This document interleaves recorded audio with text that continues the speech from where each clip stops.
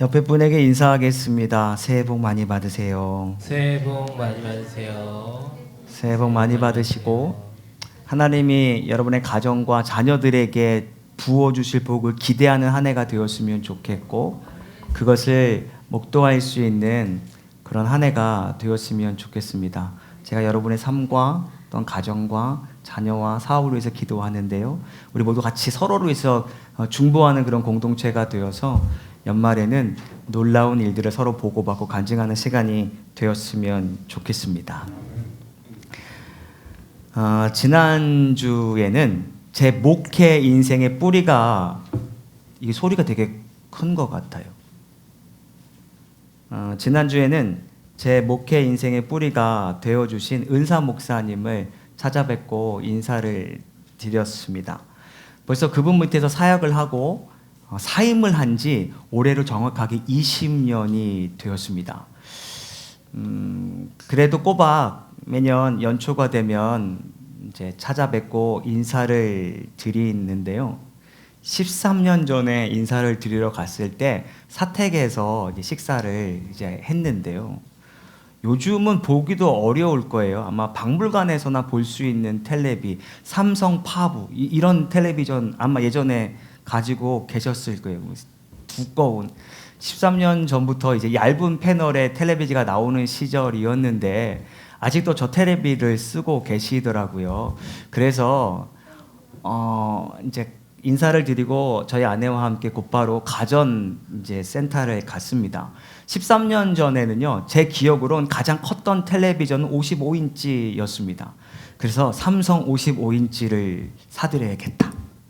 그런데 보니까 스마트 기능이 있는 건 좀 더 비싼 거예요. 결국 그 두 개를 조합했더니 가장 비싼 텔레비전인 겁니다. 제가 저거를 사야겠다라고 하는데 저희 아내가 저를 그냥 탁 꼬집으면서 복화술로 겉은 웃고 있는데요. 이렇게 비싼 걸 사면 어떡해. 그리고 스마트 기능은 필요 없잖아. 아내의 말이 맞습니다. 저희 형편의 55인치는 굉장히 비싸죠. 13년 뒤인 지금이 가장 큰 게 85인치 스마트 기능은 한 3,400만 원 하는 체감 비용 그 정도였다라는 거예요. 그리고 두 연세 있으신 분들이 스마트 기능을 사용하실 것이란 만무한 일일 것이기에 저렴한 가성비를 선택해야 하는 것이 옳은데 저는 그날 그냥 최고의 것을 좀 선물해 드렸으면 좋겠다 해서 결국은 아내가 그냥 제 의견을 들어주게 되었는데요. 그로부터 계속하여 20년이 지난 지금까지도 매년 찾아뵙고 인사를 드립니다. 그분이 저희 교회에 지금 마이크 하나 켜져 있나 그런 것 같아요. 그분이 저희 교회를 거액의 그 후원금을 주시느냐 그렇지 않습니다. 생각해 보니까 한 번 정도는 주실 법도 한데 그리고 제자가 개척을 했으니 조금이라도 달달이 후원도 해주실 만도 한데 생각해 보니까 단 한 번도 그리 해주신 적은 없었다라는 거예요. 그럼에도 불구하고 제가 매년 시간을 내서 인사를 드리는 이유는 무엇일까 설교를 준비하면서 묵상해 봤더니 제가 그분께 받은 은혜를 제 몸이 기억하고 있더라는 겁니다. 몇 가지 에피소드를 감동적인 에피소드를 한번 말씀드려 볼게요. 25년 전이었습니다. 젊은 이제 결혼 전에 신학생이었는데 당연히 총각이었으니 뭐 아침을 찬겨 먹는 것은 거의 뭐 어려운 일이잖아요. 그래도 늘 새벽 예배를 끝나고 아침 일과를 시작하는데 목사님께서 그러시는 거예요. 조준도사 사람이 아침은 먹고 시작을 해야지 라고 하면서 새벽 예배가 끝나고 7시에 늘 사택으로 올라오라는 거예요. 갔더니 고기 반찬에 뭐 김이 모락모락하는 그런 반찬과 밥과 국들이 차려져 있는 거예요. 너무 맛있게 먹기는 했는데 한 2주 정도 먹다 보니까요. 아침을 안 먹어서 건강을 망치는 것보다 아침을 목사님과 함께 먹어서 체하는 건강이 안 좋은 거예요. 그래서 목사님 감사하지만 더 이상은 제가 불편해서 안 되겠습니다. 양해를 구하고 가지 않았어요. 그 당시에 파트타임 전도사의 사례금이 얼마였는가? 월 30만 원이었습니다. 지금은 한 80만 원에서 90만 원 한다라고 하는데 30만 원으로는 학비도 충당되지 아니하고 교통비도 안 되는 상황이었던 거죠. 학비 때문에 알바를 하자니 사역이 안 되고 사역에 집중하자니 학비가 어려운 상황에 있었습니다. 그때 목사님께서 힘들지 하시면서 교회 부목사님, 전임 부목사님 170만 원의 사례금, 월요일부터 토요일 주일까지 일하신 분이 170만 원이었는데 언젠가부터는 다음 달부터는 사례금 올려줄 테니 걱정하지 마 라고 하면서 통장을 봤는데 30만 원짜리 파트타임 전도사가 하루아침에 120만 원이 된 거예요. 그 졸업할 때까지 학비 걱정, 용돈 걱정 그런 거 없이 그냥 졸업을 했던 그런 기억이 납니다. 그리고 이 부분은 꼭 말씀을 드리고 싶은데요. 제가 저분에게도 늘 얘기한 저분은 감동이 없어. 근데 아마 여러분들도 감동이 있는지 없는지는 모르겠지만 언제 한 번은 굉장히 추운 겨울이었습니다. 엄청나게 추운 겨울이었는데요. 목사님이 아들과 함께, 아들이 저와 동갑내기 친구였고 그 당시에 전도사고 지금은 목사인데요. 아들과 함께 백화점에서 식사를 한 다음에 아들에게 백화점에서 산 비싼 가죽 점퍼를 사서 입히고 들어오는 길이었습니다. 사무실과 목양실 같이 붙어 있었는데 뭐 그런가 보다 했죠. 왜냐하면 아버님이 목사님이고 그럴 만한 좀 재력도 있으니까 충분히 그럴 수 있겠다 아무 생각이 없었는데요. 목사님 갑자기 저에게 호출을 하시더니 방으로 들어오라는 거예요.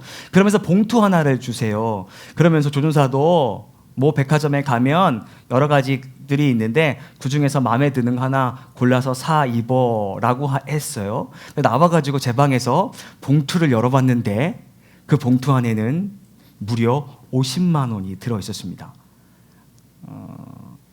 25년 전에 맥도날드에서 주 5일 풀타임으로 일을 하면 45, 6만 원 정도가 받았습니다. 지금으로 말한다면 맥도날드 주 5일 풀타임 220만 원 받게 된다면 그 당시에 체감 가치로는 약 200만 원짜리 봉투를 받고 너도 가서 따뜻한 가죽 점퍼 사 입어라고 말씀을 하셨는데 단순히 거액을 받아서가 아니라 참 이분이 나를 아들만큼이나 사랑해 주시는구나 라고 하는 그런 감동을 제가 받게 된 거예요.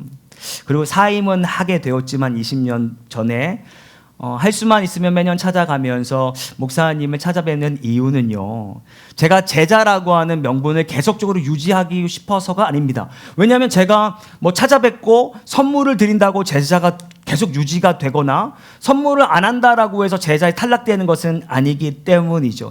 이미 제자와 스승이라는 관계는 여전하지만 제가 그때의 고마움을 몸으로 기억하고 있기 때문에 인사를 드리면 참 안 되겠다라고 하는 마음이 저로 하여금 매년 발걸음을 재촉하게 된다라는 거예요. 제가 왜 오늘에게 긴 시간 동안 저의 이야기를 드렸는가? 오늘 본문이 참 그런데요. 2000년 기독교 역사상 이 본문으로 인하여 양대 산맥이 서로 싸우고 있었던 본문이 감춰져 있기 때문입니다. 그 논쟁의 핵심이 무엇이냐면 구원은 거부할 수 없는 하나님의 절대적인 은혜로인 것이냐 아니면 인간의 자유의지와 결단이 보탬이 되어야 하는가라고 하는 이른바 칼빈주의와 알미니안주의의 이 대립을 시작하게 불러일으킨 구절이 이 가운데 있다라는 거예요. 한때 이 종교개혁자 마틴 루터는 이 후자, 다시 말해 우리의 자유의지와 행위가 있어야 구원을 받겠다라고 하는 근거로 삼았던 이 알미니안을 향해서 종교개혁자 마틴 루터는요, 야고보서를 지푸라기 서신이라고 하며 폄훼했습니다. 절대 행위로 구원받는 것이 아니라고 했던 그 팽팽한 긴장감 앞에 우리가 오늘 서게 되어지게 되는데요. 모쪼록 저는 오늘 이 시간을 통해서 두 가지 진실에 우리가 한번 마주하기를 원하는데, 첫 번째로는 야고보 사도가 말하는 행함, 그 진짜 의미가 무엇인지를 살피고, 더불어 그것이 어떻게 우리의 기쁨을 완성하게 하는지에 대해서 말씀을 살펴보려고 하는 겁니다. 말씀에 들어가기에 앞서서 질문을 하나 하고 싶은데요. 한국 교회 안에는 여러 가지 전도 훈련이 있는데 가장 고전적이고 가장 오래된 훈련법이 무엇이냐? 전도 폭발이라고 하는 것인데요. 전도 폭발할 때는요, 전도하고자 하는 상대의 영적 상태를 가늠하기 위해서 제일 먼저 화면과 같은 질문을 하고 시작을 하는데요. 어떤 질문이 화면을 한번 보여주시기를 바랍니다. 화면을 한번 읽어봤으면 좋겠습니다. 시작. 만약 여러분이 오늘 이 세상을 떠난다면 천국에서 눈 뜰 것을 확신합니까? 동일한 질문을 여러분들에게 드리겠습니다. 입으로 대답하는 것이 눈빛으로 대답해 주시면 됩니다. 만약 여러분이 오늘 밤 세상을 떠나게 된다면 천국에서 눈 뜰 것을 확신하십니까? 눈빛으로. 네. 눈에 이제 동공에 지진이 일어나고 있습니다. 사실 이 질문 앞에 서면 어리둥절할 수밖에 없어요. 왜냐하면 어떤 날은 구원받을 것 같고 또 어떤 날은 구원 못 받을 것 같은 그런 이 갈대와 같은 마음이 우리에게 있거든요. 여러분 생각해 보세요. 왜 어떤 날은 구원받을 것 같고 동일한 나이인데 어떤 날은 구원받지 못하게 될까? 제 나름대로 결론이 무엇이냐면 우리 흔히 세상 사람들 기분 탓이라는 말을 하는데요. 어찌 보면 구원에 대한 확신도 기분에 따라 달라지는 것이 아닌가. 예를 들면 이런 거예요. 오늘 주일 아침에요. 알람을 맞춰놓고 온 가족이 함께 모여 기도하고 찬양하고 말씀의 큐티를 나누고 오는 길에도 서로 덕담을 주고받으면서 좋은 이야기를 하고 이 자리에 딱 앉았을 때 앞에 있는 목사가 오늘 밤 천국에 갈 것을 확신합니까? 라고 하면 아멘이라고 바로 답변이 나오지만 주일날 아침에 알람을 맞추는데 네가 먼저 일어나, 네가 밥해, 네가 밥 차려 막 이런 것들 남편애가 막 티격태격 하다가 갑자기 막 접시가 막 날아다닌다거나 막 이런 상황이에요. 그리고 부랴부랴 나섰는데 막 주차를 막 엉망으로 해가지고 상대방의 육두문자 막 서로 막 주고받아 오면서도 찬양이 아니라 오면서도 막 서로 막 헐뜯는 이야기를 하고 이 자리에 앉아 있을 때 동일하게 여러분 오늘 밤 세상을 떠나게 된다면 천국에 눈 뜰 것을 확신합니까? 라고 하면 아멘이 목에 덜컹 걸릴 수밖에 없다라는 겁니다. 이게 왜 이런가? 다시 강조합니다. 우리의 기분에 따라 때로는 구원의 확신이 서기도 하고 혹은 주저앉기도 하는 것이 아니냐라고 하는 것이죠. 교회는 칼빈주의에 출석을 하면서 우리의 신앙은 알미니안적 사고가 우리를 지배하는 것은 아니냐라고 하는 거예요. 과연 그렇다면 성경은 우리에게 뭐라고 말하고 있는지가 매우 중요할 텐데요. 오늘 본문 14절 말씀을 한번 읽어봤으면 좋겠습니다. 14절입니다. 읽겠습니다. 시작. 내 형제들아 만일 사람이 믿음이 있노라고 행함이 없으면 무슨 유익이 있으리요 그 믿음이 능히 자기를 구원하겠느냐. 구원하느냐. 14절을 보면 야고보는 단순히 믿음이 우리를 구원하지 못한다라고 말하는 것이 아니라 저기에 정관사 그라고 하는 단어가 있는데 이게 굉장히 중요한 단어인데요. 헬라어 원문으로 보면 이 그라고 하는 단어가 있는데 지금 야고보가 말하는 그 믿음만으로는 구원에 이를 수 없다라고 하는 것인데 제가 이미 다 이 야고보서를 이미 다 읽어본 사람으로서 요약해 보건데 아마 야고보는 우리를 구원할 수 없는 믿음이 다음에 세 가지를 말하고 있는 것이 아닌가 하여 제가 친절하게 요약을 해 왔는데 어떤 믿음이 우리를 구원에 이르지 못하게 하는가? 첫 번째 같이 한번 읽어보기를 원합니다. 읽겠습니다. 시작. 믿음은 구원에 이르지 못한다. 자기 선언뿐인 믿음은 구원에 이르지 못한다라고 하는 것입니다. 14절은 말합니다. 만일 사람이 믿음이 있노라 하고, 우리나라 말로는 하고라고 번역이 되어 있는데 헬라어로는 레고입니다. 이것은 말하다라는 말이에요.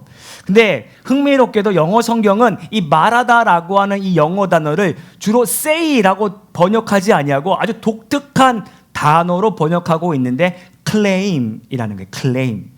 여러분 일본이 독도를 자기 땅이라고 이야기하는 것을 영어로 뭐라고 말하냐면 territorial claim 영토 주장이라는 거예요. 이 클레임은 언제 쓰는 것이냐면 실제는 그런지 아닌지 정확하지는 않은데 그냥 자기 주장하는 거예요. 자기 변론을 하는 것을 클레임이라고 하는 것이거든요. 지금 야고보가 말하는 거예요. 나 믿음이 있어. 나 믿음이 있어. 어떠한 근거를 가지지 아니하고 말로만 나 믿음이 있어 라고 하는 것, 말로만 나 구원받을 수 있어 라고 하는 것은 결코 우리를 구원에 이르지 못하게 하는 믿음이다 라고 말하는 것이고요. 두 번째 한번 읽어보기를 원합니다. 두 번째, 어떤 것이 우리를 구원에 이르지 못하게 하는가? 읽겠습니다. 시작.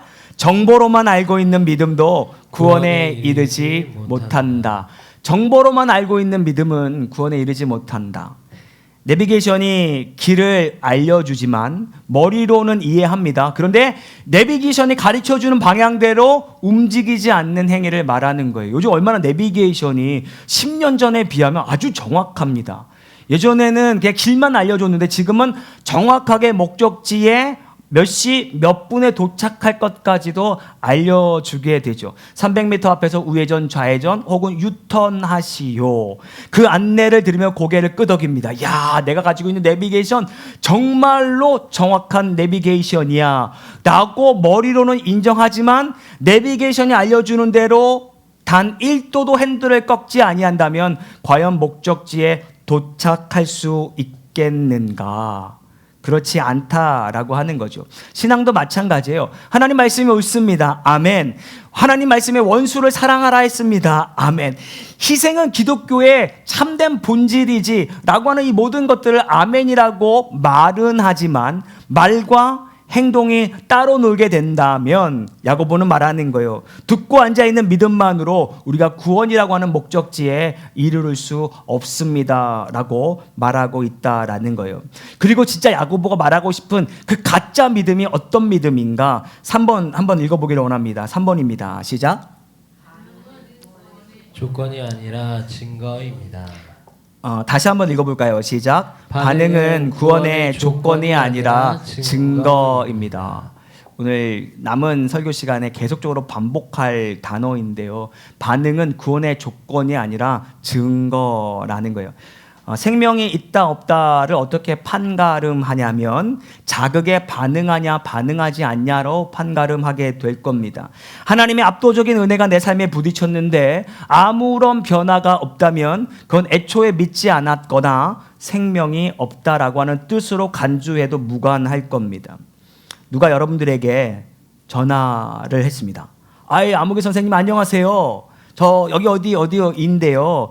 1년 전에 지금 응모하셨던 거 기억나십니까? 그 응모에 1등에 당첨되셔서 지금 선생님의 통장으로 1억 원을 저희가 송금했습니다. 송금을 확인하세요. 그 이야기를 듣자마자 여러분 너무나도 좋아가지고 정말요? 제가 1등을 했다고요? 야, 이렇게 기쁜 일이 있을 수가 하면서 전화를 끊었습니다. 그러면서 여러분의 행동이 이번 달 월세를 어떻게 감당해야 되나? 이번 달 이자를 어떻게 메꿔야 하지?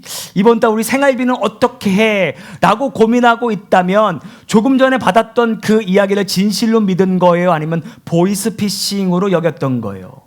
만약에 그 전화를 진실로 믿었다면 결코 우리의 행동이 그와 같이 나타날 수 없다라는 거예요. 만약 그 이야기를 참으로 믿는다면 은행 앱을 열게 되어질 것이고 숫자에 정말 1억 원이 찍혔는지를 판단하게 될 것이며 그것으로 빚도 갚고 월세도 내고 또한 가족들을 위하여 좋은 것을 사는 행위가 동반되어야 된다라는 거예요. 다시 말해 믿는다면 삶의 반응이 당연히 따라 나와야 한다라고 하는 것이죠. 우리에게 하나님이 주신 구원은 어떤 사건이냐? 우주의 주인이신 하나님이 나의 죄를 대신 지어주시고 나를 하나님의 자녀 삼으셔서 천국 백성 삼으시 아주 놀라운 인류 역사의 가장 놀라운 사건의 주인공이 되었다라고 하는 것이거든요. 이 엄청난 소식을 믿는 사람이 세상 걱정에 짓눌려 살고 한 푼에 인색하고 또한 아무런 감격 없이 살아갈 수 있겠는가라고 하는 것이 2000년 전 야고보가 오늘 저와 여러분들에게 묻는 질문이라고 하는 거예요. 하나님의 은혜라고 하는 거대한 입금이 우리의 영혼의 통장에 찍혔는데 그 찍힌 것을 확인하고서도 눈물이 없거나 거기에 대한 감사의 반응이 없다라고 하는 건 야고보는 말해요. 그건 믿음이 아니라 착각이고 거짓이다라고 하는 것이죠. 여러분의 믿음은 지금 어떤 반응을 만들어내고 있습니까? 하나님이 나를 위해 아들을 주시고 나를 구원의 백성을 삼아 주셨음을 믿으십니까? 그렇다면 우리의 상대를 판단했던 날카로운 시선이 긍휼의 시선으로 바뀌어야만 합니다.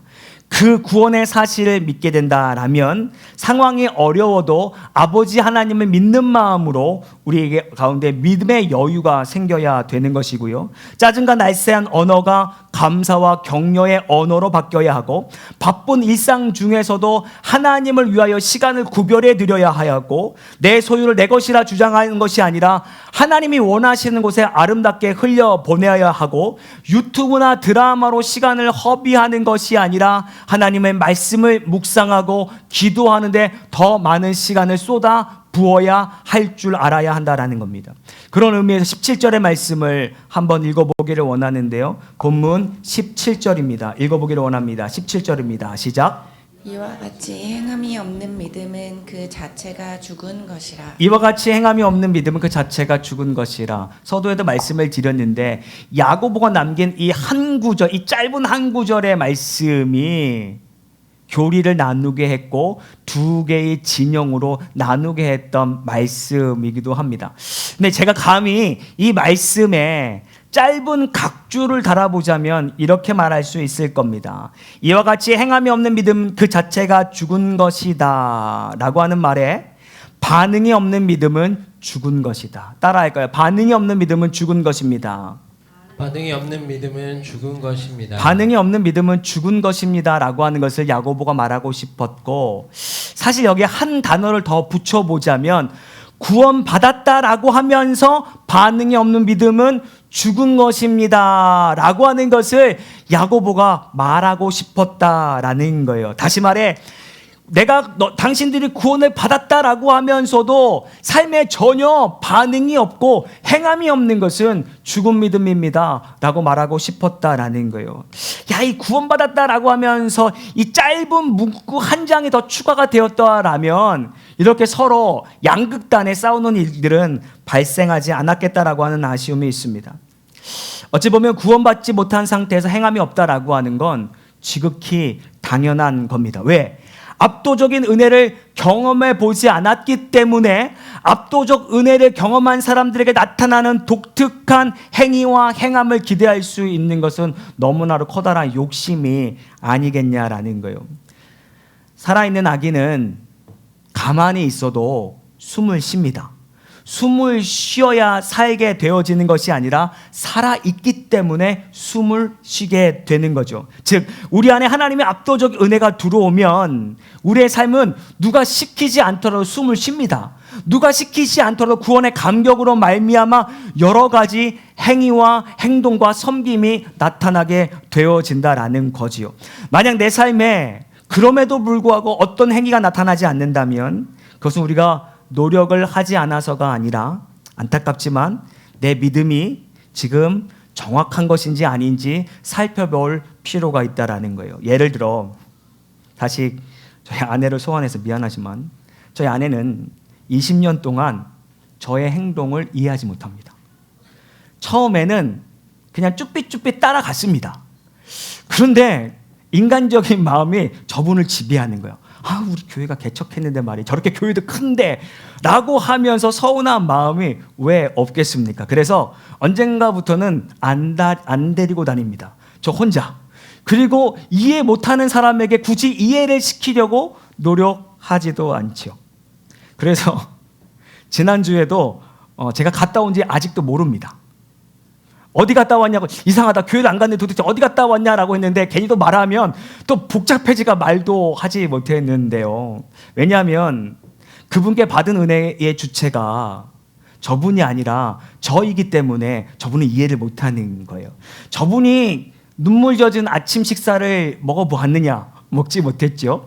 저분이 세상에서 가장 따뜻한 가죽 점퍼를 얻어 입었느냐? 입지 못했기 때문에 제가 지금 하는 행위를 이해하지 못하는 것은 지극히 당연한 것이 아니겠냐라고 하는 거예요. 경험한 적 없으니 아내에게서 저와 같은 반응이 나오는 것은 지극히 당연하다라는 거예요. 신앙도 마찬가지인데요.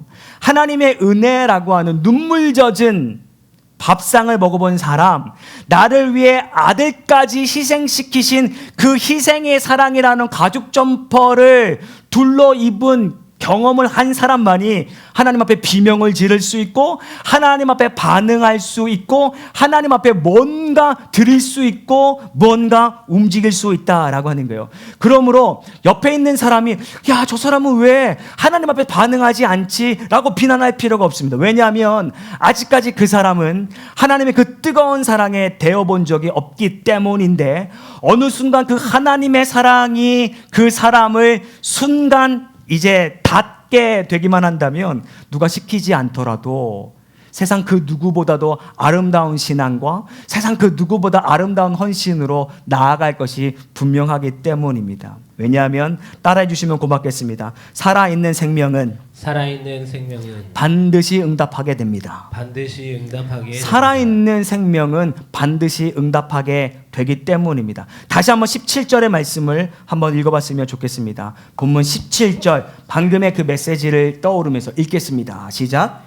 이와 같이 행함이 없는 믿음은 그 자체가 죽은 것이라. 이와 같이 행함이 없는 믿음은, 늘 이 말씀을 읽을 때 한 가지 더 기억하십시오. 구원을 받았다 하면서 행함이 없는 믿음은 죽은 믿음이다 라고 하는 것을 야고보가 강조하는 거예요. 사람들이 이 말씀 앞에 무게를 가지고 내가 그래도 뭔가 해야 되는 것 아니야 라고 우리를 짓누르는 이유는 무엇일까? 그것은 아마도 행함을 구원을 얻기 위한 결제 수단으로 착각했기 때문이 아닐까 싶습니다. 그러나 혼동하지 말아야 될 것은 행함은 구원을 얻어내기 위한 카드가 아니라 이미 구원을 받았음을 보여주는 영수증이라는 거예요. 여러분, 마트에 가서 영수증을 보여주고 물건을 사는 사람은 없습니다. 영수증은 이미 물건을 샀다라고 하는 것을 보증하기 위한 하나의 수단이다라는 거예요. 마찬가지예요. 우리가 하나님 앞에 어떤 행위를 하는 것은 구원을 얻기 위해 하는 것이 아니라 나를 구원하여 주심에 감사하여서 드리는 행위가 바로 우리의 행위가 되어야 한다라고 하는 것이죠. 지난 6월 달에 종교개혁 탐방을 했습니다. 수많은 유적지를 돌아봤는데요. 루터의 숨결이 묻어있는 곳, 칼빈이 이곳저곳에서 교회를 개척하고 또 목숨을 담보로 설교했던 곳도 가보았습니다. 그 중에서도 제 가슴에 깊게 와닿았던 한 장소가 있는데요. 독일의 하이델베르크라고 하는 동네입니다. 하이델베르크에 가면 저 교회가 있어요. 저 교회가 성령교회라고 하는 곳인데 저 교회가 특별히 우리 장로교회에게 중요한 장소가 되어지는 이유는요. 기독교 역사상 가장 따뜻하고도 아름다운 교리서라고 불리우는 동네와 교회 이름을 딴 하이델베르크 요리문답이 탄생되어지고 공포되었던 장소입니다. 사실 제가 사진과 이런 것들을 준비를 못했는데 어쩌나 했는데 우리 한윤재 목사님이 눈치껏 미리 잘 준비해 주셔서 고맙습니다. 저곳에서 우리가 잘 알고 있는 하이델베르크 요리문답서가 발간이 되었는데요. 오늘 우리 설교 주제와 관련된 두 가지 물음을 제가 발췌했는데요. 제가 묻고 여러분들이 답변하는 시간을 가졌으면 좋겠습니다. 62문입니다. 62문. 제가 읽겠습니다. 우리의 선행은 왜 하나님 앞에서 의가 될 수 없으며 의의 한 부분이라도 될 수 없습니까? 읽겠습니다. 시작. 하나님의 심판대 앞에 설 수 있는 의는 절대적으로 완전해야 하며 모든 면에서 하나님의 율법에 일치해야 합니다. 그러나 우리가 이 세상에서 행한 최고의 행위라도 모두 불완전하며 죄로 오염되어 있기 때문입니다. 이게 무슨 말이냐면 우리의 선이 왜 하나님 앞에 의가 되지 못하는가? 우리의 선이 왜 구원의 조건이 되지 못하는가? 라고 하는 질문에 대한 답변이거든요. 우리는 흔히 이렇습니다. 내가 그래도 저 사람보단 낫지. 내가 저 사람보다도 하나님 앞에 드린 헌금이 얼만데, 내가 저 사람보다도 교회밥을 얼마나 더 많이 먹었는데 라고 하면서 자기의 선행에 점수를 매기게 되는데, 그러나 이 말씀이 우리에게 무엇을 가르쳐 주는가? 우리가 하나님 앞에 심판대에 서면 상대평가가 존재하지 않는다라는 거예요. 하나님이 인정하시는 점수는 100점 만점에 100점이어야 한다라는 거예요. 1000점 만점에 1000점이 아니고서는 명함도 내밀 수 없다라는 것이죠. 단 하나의 죄, 단 한 번의 불순종도 하나님 앞에서 용납하지 않는다라는 건데요. 2장 10절의 말씀을 한번 읽어봤으면 좋겠습니다. 2장 10절입니다. 읽겠습니다. 시작. 누구든지 온 율법을 지키다가 그 하나님을 범하면 모두 범한 자가 되나니. 성경이 말합니다. 우리가 아무리 올바른 행위를 한다 할지라도 율법 전체를 다 이룰 수 없다라는 거예요. 따라서 인간의 어떠한 노력도 하나님의 절대적인 선에 접근할 수도 없다라는 거죠. 예를 들어 큰맘 먹고 드린 거액의 헌금, 평생을 바친 봉사, 지극정성으로 교회했던 여러 가지 우리의 행위들이 있을 것 아니에요. 내가 하나님을 위해서 했노라라고 하는 여러 가지 행위들조차도 내 스스로의 만족을 줄 수 있을런지는 모르지만 그 모든 것 하나라도 하나님을 만족하기에는 너무나도 역부족이다. 결국 행위로는 우리 구원에 1도 보탬이 되지 않는다는 거예요. 이렇게 62문을 통해 우리의 행함으로는 정말 구원에 이르를 수 없다라고 하는 생각이 들게 되면 다음과 같은 얄팍한 생각이 고개를 들게 되는데, 그 목사님 말씀처럼 우리가 구원을 얻는데 하나님 앞에 드리는 어떤 것, 하나님 앞에 드리는 어떤 행위가 필요 없고 정말 은혜로만 된다면 마음대로 살아도 되는 것 아니겠습니까? 라고 하는 그런 질문이 들을 수가 있을 텐데요. 이에 대하여 하이델베르크 64문은 다음과 같이 질문하고 다음과 같이 답변 매우 중요합니다. 또 제가 읽겠습니다. 이러한 가르침, 오직 은혜로 구원받는다는 것으로 말미암아 사람들이 무관심하고 사악하게 되지 않겠습니까? 답변 시작. 아닙니다. 참된 믿음으로 그리스도에게 접붙여진 사람들이 감사의 열매를 맺지 않는 것은 불가능합니다. 이런 거예요. 아니, 당신이 말한 것처럼 구원이라고 하는 것은 절대적 하나님의 은혜라면 아무것도 행하지 아니하고 사악하게 살아도 되는 것 아닙니까? 라고 하는 질문에 우리 믿음의 선진들은 다음과 같이 말하는 거예요. 아니에요. 참된 믿음으로 그리스도에 접붙여진 사람들이 감사의 열매를 맺지 않는 것은 불가능입니다. 라고 말하고 있다라는 거예요. 이에 대하여 칼빈은 그에 져서 기독교 강요에 의미심장한 메시지를 남겼는데요. 행함은 우리를 압박하는 짐이 아니라 우리가 하나님의 자녀라고 하는 것을 보여주는 확실한 위로가 됩니다. 그래서 칼빈도 우리의 행위가 구원의 조건은 아니지만 그럼에도 불구하고 우리의 삶 가운데, 신앙 가운데 복된 행위를 가볍게 여기지 않았는데요. 제가 이 설교를 준비하면서 그 두꺼운 책을 열심히 읽어서 정리가 잘 되진 않았지만 칼빈이 그럼에도 불구하고 우리의 행위를 강조하는 것은 다음의 3가지 이유이구나라고 하는 것을 제가 발췌했는데, 첫 번째 다시 한번 읽어보기를 원합니다. 첫 번째 기독교 강요 읽겠습니다. 시작. 선행은 내가 하나님의 자녀라는 증거입니다. 때로는 우리가 내가 구원받은 거 맞아?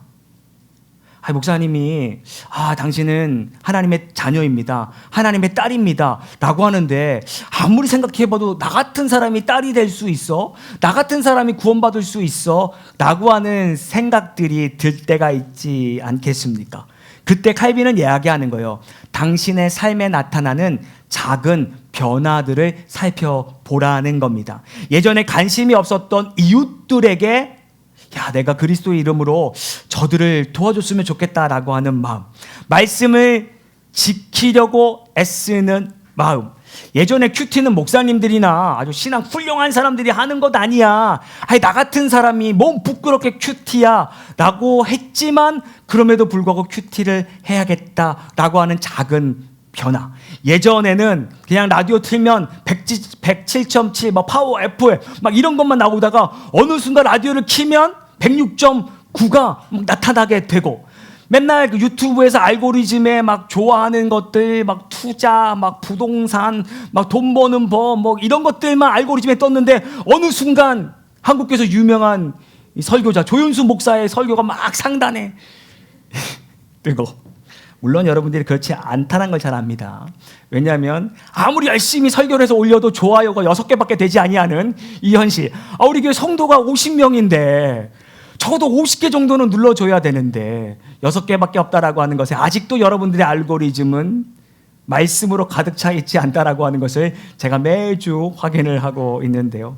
만약에 이번 주에 돌아가서 좋아요와 구독을 누르는 여러분들을 발견하는 그 작은 변화가, 칼빈이 이야기하는 것은 당신은 하나님 앞에 구원받은 백성이라고 하는 증거가 된다라고 이야기하는 거예요. 빌립보서 1장 6절의 말씀을 근거로 삼았는데요. 한번 읽어보기를 원합니다. 읽겠습니다. 시작.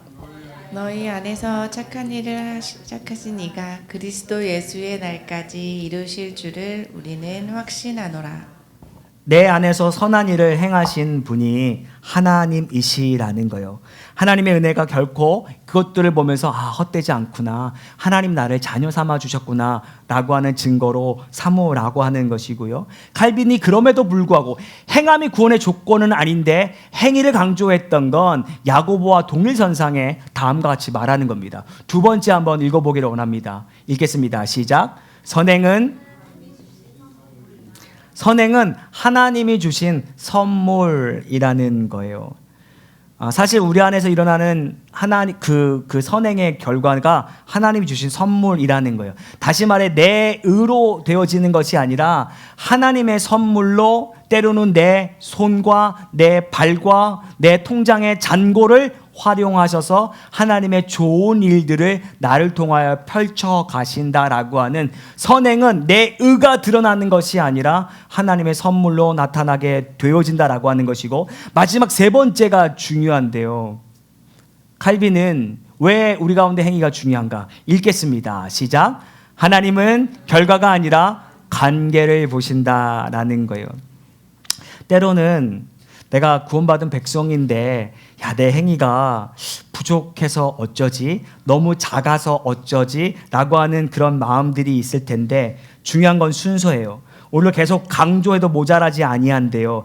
착한 일을 해서 구원받는 것이 아니라 구원받아 착한 일, 선한 일을 하게 된다라는 거예요.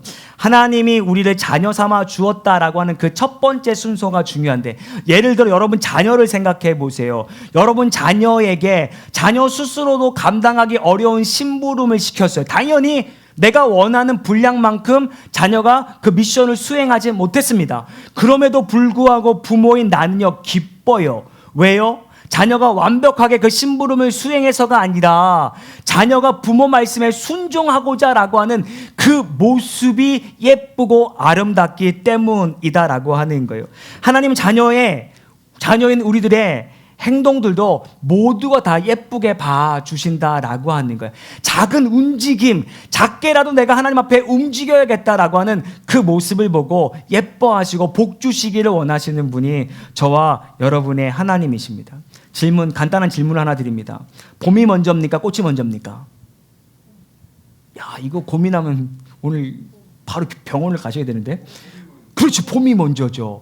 절대 꽃이 먼저가 아니에요. 봄이라고 하는 이 봄이 겨울에 어떤 이 찬기를 몰아내고 이 땅에 이 봄 기운을 이제 감싸 안게 될 때 땅에서 이제 모락모락 싹이 트게 되고 거기서 이제 꽃이 피게 되는 거예요.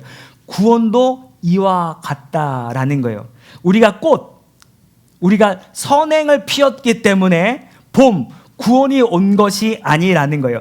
하나님의 전적인 은혜라고 하는 봄이 우리 가운데 임하게 되었고, 그 봄이 차가웠던 우리의 영혼에 감싸 안게 되면서 비로소 선한 일들이 우리의 삶을 통하여 나타나게 되어진다라고 하는 것이죠. 우리는 왜 어떻게 하나님 앞에 구원의 자녀가 되었는가? 남들보다 더 착해서, 남들보다 선한 일들을 많이 해서, 남들보다 신앙생활을 더 월등히 잘해서가 아니라는 거예요. 우리가 하나님의 자녀가 된 건 어떠한 노력 때문이 아니다라고 하는 사실을 잊지 않게 되기를 주의 이름으로 축원합니다. 우리가 구원의 자녀 된 것은 불가항력적 은혜. 따라할까요? 불가항력적 은혜. 불가항력적 은혜. 우리의 의지로 거스를 수 없는 그 은혜로 말미암아 구원받게 되었다. 죄로 인하여 스스로 하나님 앞에 나아갈 수 없는 우리들이었는데 하나님이 먼저 찾아오셨고 구원을 주셨기 때문에 그것으로 말미암아 선한 일, 선한 행함을 우리가 할 수 있다라고 하는 것이 요리문답의 결과이고 칼빈이 오늘 우리에게 말해주고 있는 바로 말씀이다라고 하는 겁니다. 여기서 기억해야 될 것은 구원은 행위로 받는 것은 아니지만 구원받는 자에게서 반드시 마땅히 나타나야 될 것이 바로 선행이다라고 하는 것을 잊지 않게 되길 주의 이름으로 축원합니다. 이제 말씀을 정리하겠습니다. 사랑하는 성도 여러분, 다시 강조하지만 우리가 받은 구원에는 우리의 행위 1%도 섞이지 아니하는 하나님의 멋진 걸작품이 바로 저와 여러분이 받고 있는 구원이라고 하는 거예요.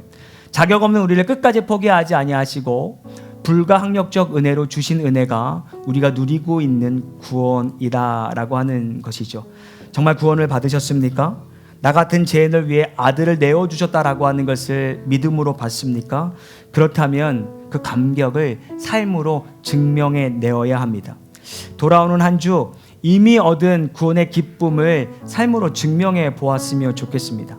그래서 구원받기 위해서 누군가를 용서하는 것이 아니라 구원받았으니 나도 그 사람을 용서하고 구원을 받았으니 손해도 감수해 보기도 하고 구원을 받았으니 시간도 거룩하게 구별하여 드려보기도 하고 구원을 받았으니 기쁜 마음으로 나에게 주신 삶을 경주해 보자라고 하는 겁니다. 그렇게 구원받은 사람으로서 아름답게 살다가 또 이제 한 주 명절인데요.